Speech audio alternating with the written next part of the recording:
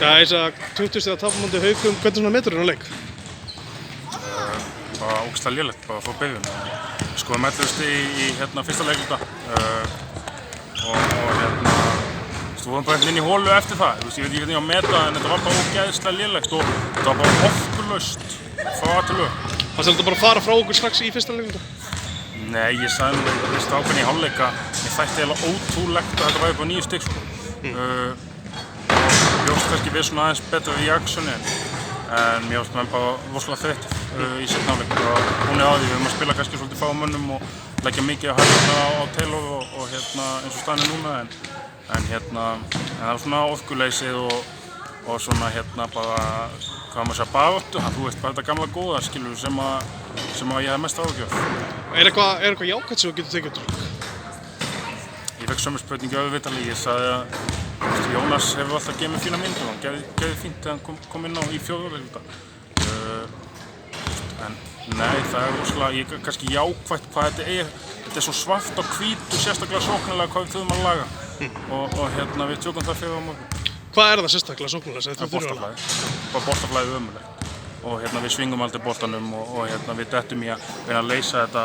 Ef við erum með Giga sem er bara drullu solid í þessari pick and roll dropvörð sem við erum með og er Icevörð og við ætlum bara að vinna þetta 2-2.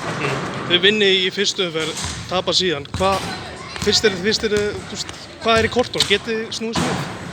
Já, ég meina, það er ógeðslega leiðilegt að mæta í svona viðtöl og segja þetta en það er samt að gera það en við höfum búin að spila einn leikluta með full skil og það var í fyrsta leiknum og því þessari viku þá er Massarelli meiddur og það kemur bara alltaf nýjum í meiðsli þegar það kemur ný góð inn og margir búin að vera veikir í vikunni og ekki bara að spila veikur og Sæsi spila slappur og ég veit ekki alveg hvað ég get beðið frá mönnum en ég er samt að beðið meira en það sáu það allir í kannski fyrstu umferð og við erum búin að breyta Kana en það er fullt spunni í þetta lið og við erum búin að eiga góða vispu þótt sem búin að tapa. Þetta er lang besti leikurinn okkar á tímabilinu og við náðum ekki að nýta landsleikjahléið eins og við vildum bara út af svolítið manneklu og það vantaði alltaf menn og við eigum kannski svolítið bara eftir þá ef ég á útskýra og afsaka með einhvern veginn þannig. Eru leikmennirnir sem að gætu snúið sig við, eru þeir til staðar hjá ÍR eða þarftu að sækja einhvern annan? Nei, ég hef engan áhuga að sækja neitt annan.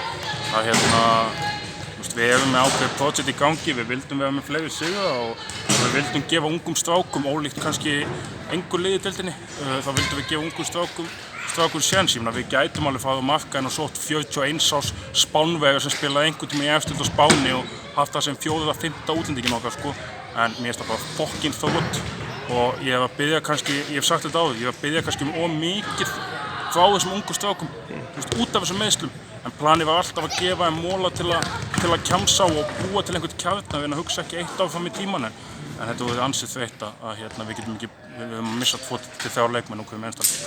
Býstu við að einhver af þessum sem erum frá verði með í næsta leik? Ég veit það ekki, ég sagði líka í öðru viðtali ég sagði einhvern veginn að það væri allir á leiðinni og það er 2 mánuðir síðan eða eitthvað. Ég veit það ekki, ég get ekki svarað. Ef við spyrir sérstaklega út í stöðun á Sigvalda, hver er hún? Hún bara er ekki nógu góð, ég veit ekki neitt bara klassísku höfuðmeiðsli ég veit ekkert hvort hann er klár í desember, janúar, febrúar, mars, apríl, maí, júní þannig að það er bara, það er einhver smá framför í þessu hjá honum en þetta lítur kannski alveg nú vel út. Hvernig finnst þér Taylor hafa komið inn í lið? Það var frábær eins og forvið hans þannig að við höfum allavega að gera eitthvað, við ættum að velja þetta Kana. Að lokum, hvernig, þú og Matti góði félagar öðruvísi að mæta honum en öðrum? Já, sérstaklega í þessu helvítis landsleikjahléi það er svona við gátum tala aðeins minna saman og þessi svíðu kannski aðeins meira, sérstaklega það sem við vorum jaðaðir í kvöld. Takk fyrir þetta Ísak og gangið vel.